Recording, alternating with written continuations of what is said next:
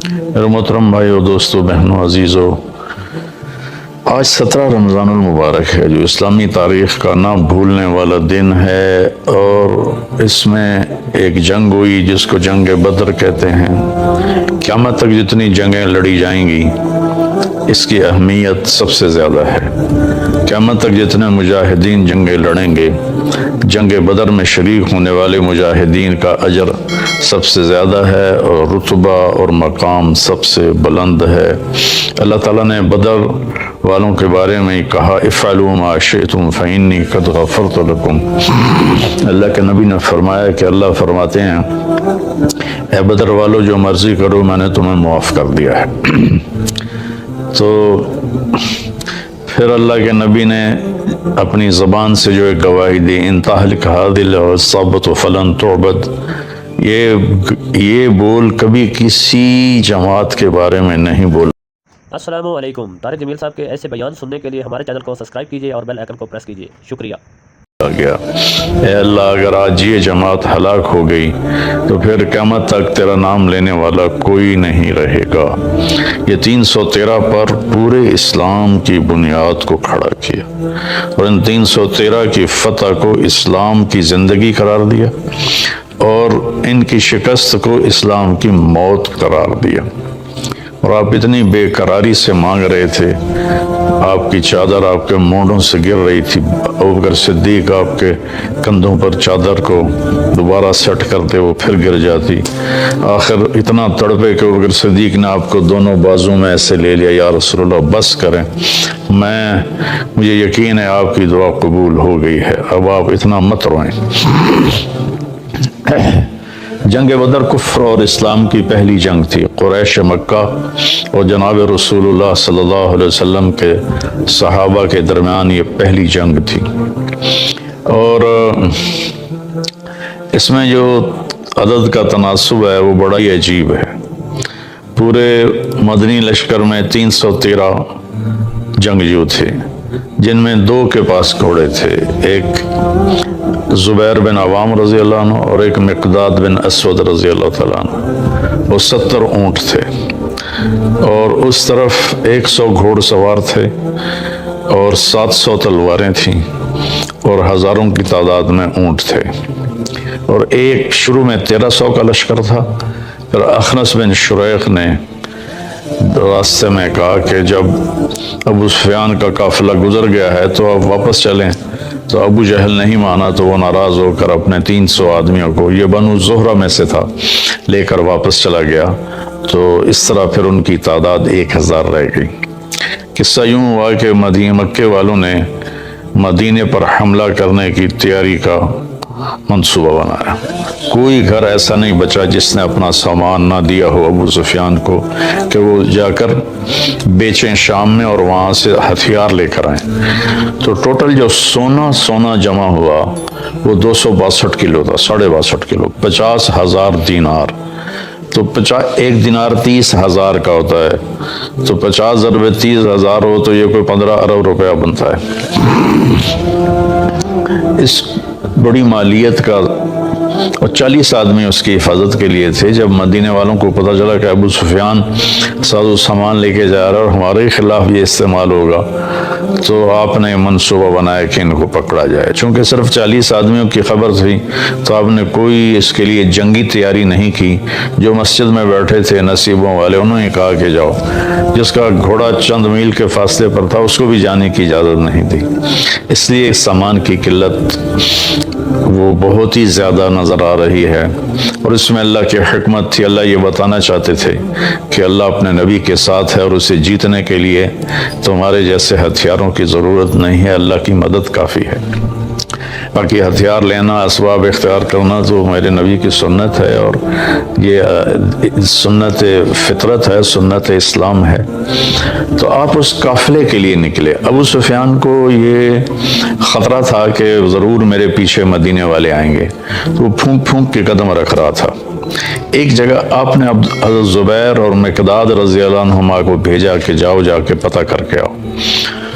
تو وہ ایک جگہ انہوں نے، اس ابو سفیان کے راستے میں کنواں آتا تھا، وہاں اپنے اونٹوں کو بٹھایا اور وہاں سے انہوں نے پانی پیا، اونٹوں کو پلایا اور حالات کا جائزہ لے کر واپس آئے۔ ابو سفیان کو خبر تھی کہ کچھ نہ کچھ ہمارے پیچھے مدینے والے لگے ہوئے ہیں، تو وہ دائیں بائیں سارے وہ ریکی کرتا ہوا آ رہا تھا۔ تو وہ اس کنویں پر بھی پہنچا تو اس نے پوچھا لوگوں سے یہاں کوئی آیا تھا؟ تو انہوں نے کہا یہاں 2 آدمی آئے تھے، پانی پی کے چلے گئے۔ تو ابو سفیان نے اونٹوں نے جہاں وہ اپنی لید پھینکی تھی اس نے وہ لید کو اٹھایا اور یوں توڑا تو اس میں سے گٹھلی نکلی۔ تو کہنے لگا اللہ کی قسم یہ مدینے کی کھجور کی گٹھلی ہے، اور وہاں سے فوراً اس نے قافلے کا رخ سمندر کی طرف پھیر دیا اور سمندر کے ساتھ ساتھ وہ پرخطر جگہ کو کراس کر گیا۔ تو اس دوران اس نے جب خطرہ محسوس کیا تو زمزم بن عامر غفاری کو بھیجا کہ جاؤ مکے میں اعلان کرو کہ میرے اوپر حملہ ہونے والا ہے۔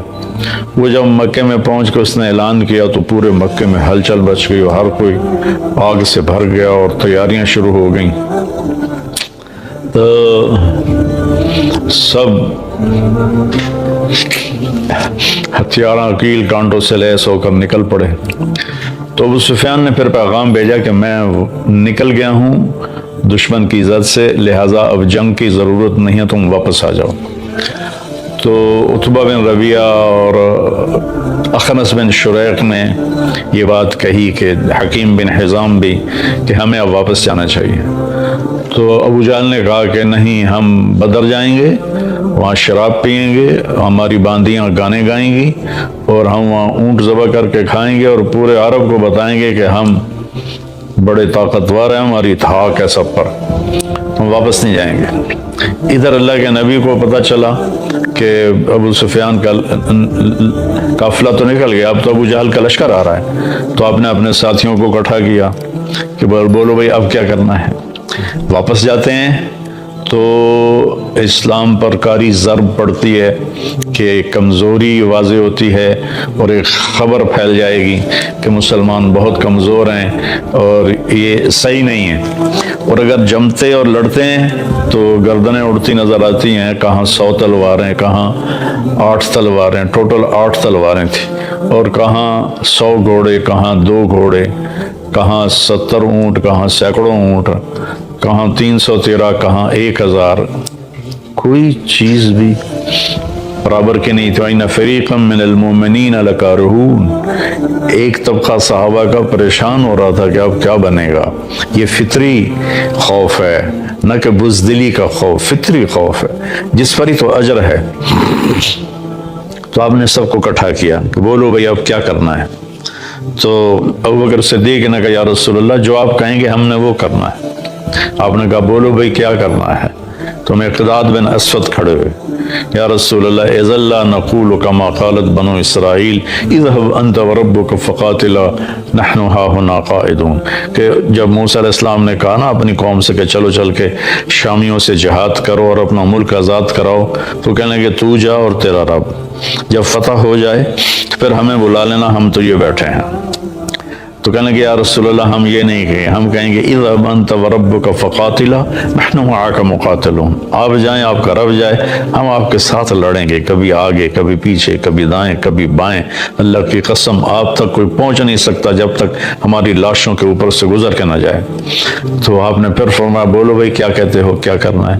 تو پھر سعد بن معاذ مدینے والوں میں سے کھڑے ہوئے، مقداد بھی مہاجرین میں سے تھے، ابوبکر بھی مہاجرین میں سے تھے۔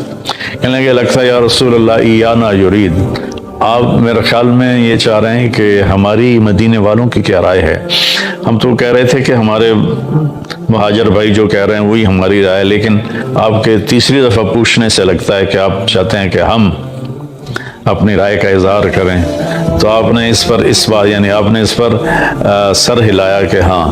تو آپ نے تو وہ عرض کرنے کے یا رسول اللہ ہم نحن آمنا بک وصدقناک بما جئت بہ وہو الحق، ہم آپ پر ایمان لائے اور ہم نے اس بات کو آپ کی تصدیق کی، آپ کو سچ جانا کہ جو کچھ آپ ہمیں کہہ رہے ہیں آسمان کی خبریں وہ ساری حق ہیں اور سچ ہیں، اور ہم نے آپ پر اس کو عہد و پیمان دیا، یا رسول اللہ سالم من شیتا وحارب من شیتا وقتا حبال من شیتا، یا رسول اللہ جس سے صلح کرنی ہے ہم تیار ہیں، جس سے لڑنا ہے ہم تیار ہیں، جس سے تعلقات کی رسیوں کو توڑنا ہے ہم تیار ہیں، لو امرتنا ان نخوض البحار لخضناہ ولم يتخلف منا رجل واحد، اگر آپ مدینے والوں سے فرمائیں گے کہ سمندر میں کود جاؤ تو اللہ کی قسم ایک بچہ بھی پیچھے نہیں رہے گا۔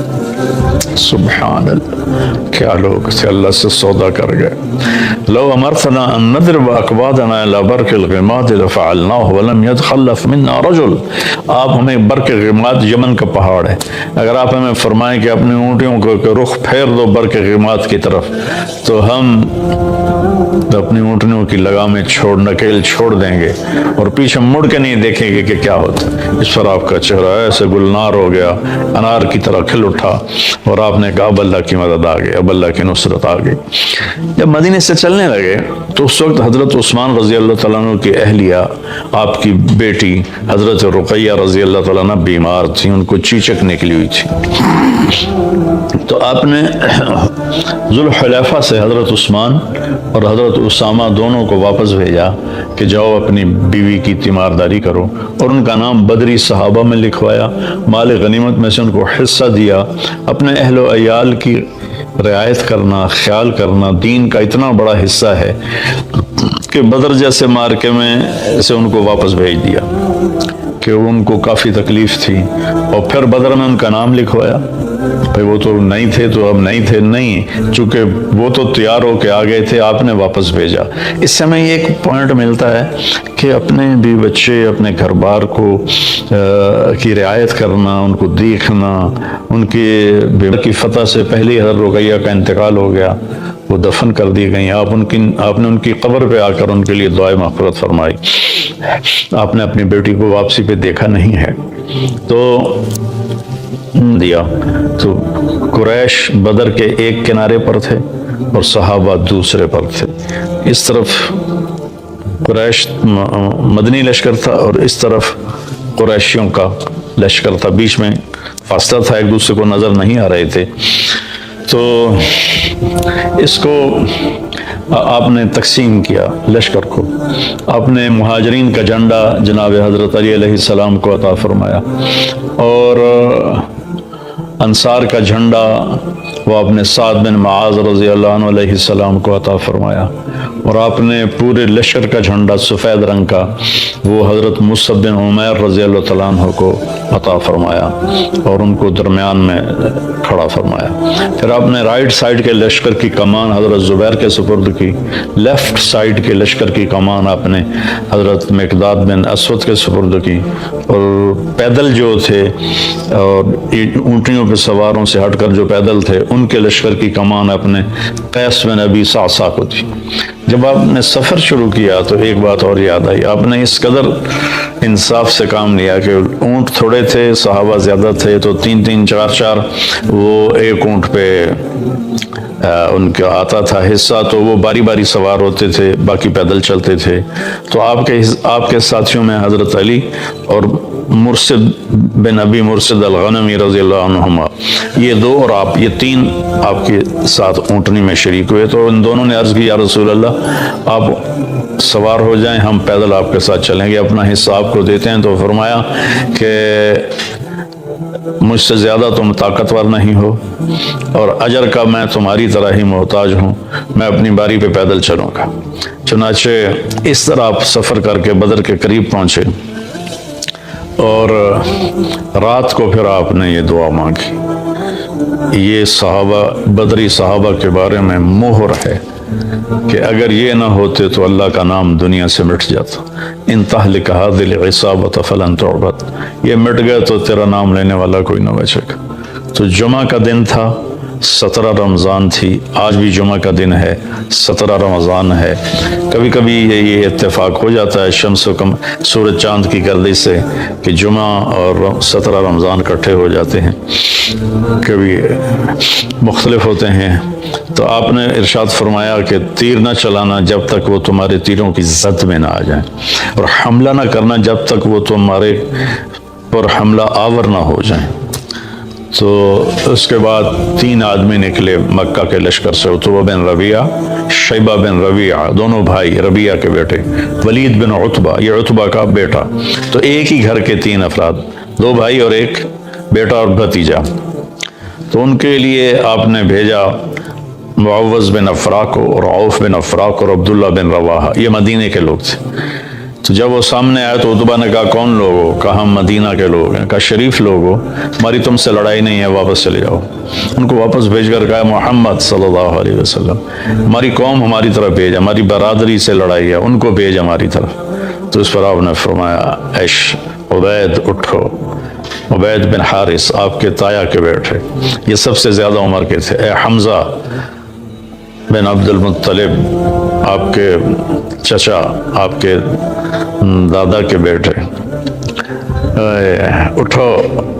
अली बिन अबी तालिब उठो।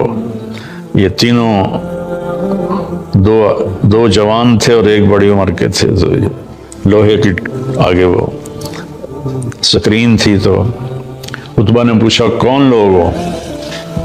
तो कहा कि हम कुरैशी हैं।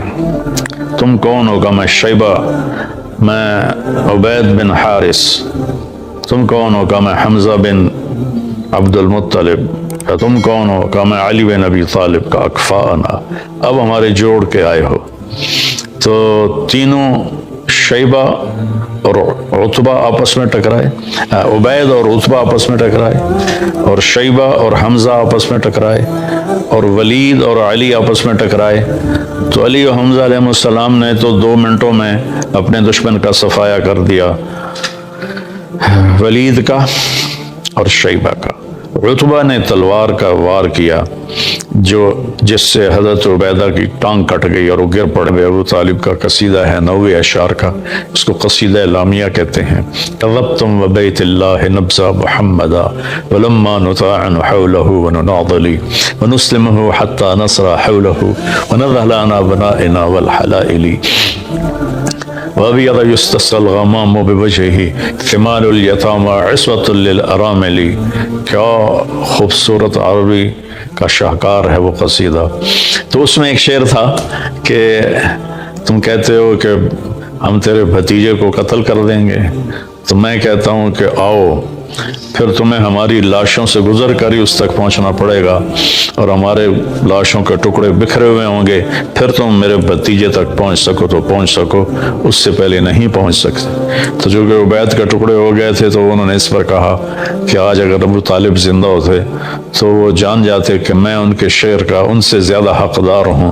वनुस्लिमुहु हत्ता वनुसल्लिमुहु हत्ता नसरा हौलहु व नज़हल अना बनाइना वल हलाइली। आपने फरमाया सच है।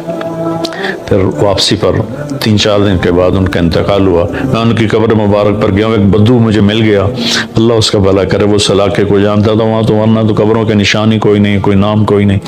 तो वो मुझे ले गया हज़रत उबैद की कब्र पर। एक दफ़ा आपका वहाँ से गुजर हुआ तो खुशबू आई ज़बरदस्त।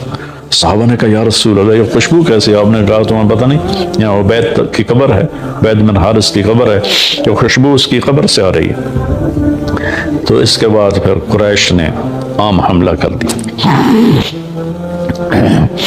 तो अल्लाह ताला की गैबी मदद थी। एक हवा का झोंका आया, तो हज़रत अली ने पूछा या रसूल अल्लाह ये क्या है? कि जिब्रील आ गया है 500 फरिश्तों के साथ। फिर दोबारा हवा का झोंका आया। फिर हज़रत अली ने पूछा या रसूल अल्लाह ये क्या है? तो आपने फरमाया मीकाईल आ गया है 500 फरिश्तों के साथ। तो अल्लाह ने 1000 फरिश्ते उतारे इस जंग में लड़ने के लिए, और ये पहली और आखिरी जंग है। हकीम جب تم اللہ کو پکار رہے تھے تو اللہ نے 1000 فرشتے بھیجے. فرشتے تمہاری مدد کے لیے تھے لیکن اصل مدد اللہ کی تھی، یہ تمہاری تسلی کے لیے تھے. اذ یغشیکم النعاس امنۃ منہ، جب تم ڈر رہے تھے کل کیا ہوگا تو میں نے تمہیں سلا دیا، اونگ آ گئی. وینزل من السماء ماء، پھر آسمان سے بارش اتاری. لیذھب عنکم رجز الشیطان، تاکہ شیطانی خیال تمہارے دور کروں. وَيَرْبِطَ بِهِ قُلُوبَكُمْ، تمہارے دلوں کو مضبوط کروں. وَيُثَبِّتَ بِهِ الْأَقْدَامَ، تمہارے قدموں کو جما دوں. اِذْ يُوحِي رَبُّكَ لِلْمَلَائِكَةِ أَنِّي مَعَكُمْ، جب اللہ نے فرشتوں سے کہا میں تمہارے ساتھ ہوں، جاؤ خبر دو صحابہ کو. فَاضْرِبُوا فَوْقَ الْأَعْنَاقِ وَاضْرِبُوا مِنْهُمْ كُلَّ بَنَانٍ ذَلِكَ بِأَنَّهُمْ شَاقُّوا اللَّهَ وَرَسُولَهُ وَمَن يُشَاقِقِ اللَّهَ وَرَسُولَهُ فَإِنَّ اللَّهَ شَدِيدُ الْعِقَابِ. یہ آیت عجیب ہے. آج تک فرشتوں نے کبھی میدان جنگ میں تلوار نہیں اٹھائی، ان کو پتہ نہیں کرنا کیا ہے، تو اللہ ان کو کہہ رہا ہے کہ تم نے کیا کرنا ہے، گردن پہ تلوار مارنی ہے، سر اڑاؤ یا پھر انگلیاں اڑا دینی ہے تاکہ وہ لڑنے کے قابل نہ رہے. یہ فرشتوں کو بتایا جا رہا ہے، اللہ ان کو بتا رہا ہے کہ ایسے کرنا ہے. ایک دفعہ جبریل نے پوچھا یا رسول اللہ آپ کے صحابوں میں سب سے افضل کون ہے؟ آپ نے فرمایا بدر والے. کہنے لگے فرشتوں میں بھی سب سے افضل وہ 1000 صحابہ فرشتے ہیں جنہوں نے بدر کے میدان میں اتر کر جنگ کی تھی. تو یہ جنگ بدر اسلام کا ایک بہت بڑا معرکہ ہے، اور اللہ تعالیٰ نے حق اور باطل کو واضح کر دیا. اللہ ہمیں بھی حق پہ چلنے کی توفیق نصیب کرے.